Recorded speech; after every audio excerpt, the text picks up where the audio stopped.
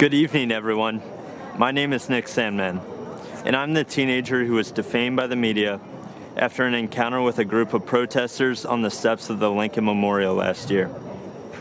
Before I begin, I'd like to thank President Trump for the opportunity to share some of my story and why it matters so much to this November's election. In 2019, I attended the March for Life in Washington, D.C., where I demonstrated in defense of the unborn.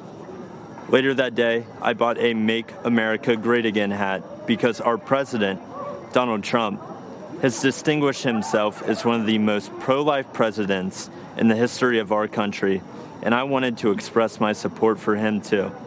Looking back now, how could I have possibly imagined that the simple act of putting on that red hat would unleash hate from the left and make myself the target of network and cable news networks nationwide? Being from Kentucky, the birthplace of Abraham Lincoln, my classmates and I visited the Lincoln Memorial. I found myself face to face with Nathan Phillips and other professional protesters looking to turn me into the latest poster child showing why Trump is bad, while the media portrayed me as an aggressor with a relentless smirk on my face. In reality, the video confirms I was standing with my hands behind my back and an awkward smile on my face that hid two thoughts. One, don't do anything that might further agitate the man banging a drum in my face. And two, I was trying to follow a family friend's advice, never to do anything to embarrass your family, your school, or your community. Before I knew what was happening, it was over. One of Mr. Phillips' fellow agitators yelled out, "We got him. It's all right here on video. And we won, Grandpa." What I thought was a strange encounter quickly developed into a major news story, complete with video footage. My life changed forever in that one moment. The full war machine of the mainstream media revved up into attack mode. They did so without researching the full video of the incident, without ever investigating Mr. Phillips' motives, or without ever asking me for my side of the story. And do you know why? Because the truth was not important. Advancing their anti-Christian, anti-conservative, anti-Donald Trump narrative was all that mattered. And if advancing their narrative ruined the reputation and future of a teenager from Covington, Kentucky, well, so be it. That would teach him not to wear a MAGA hat. I learned what was happening to me had a name.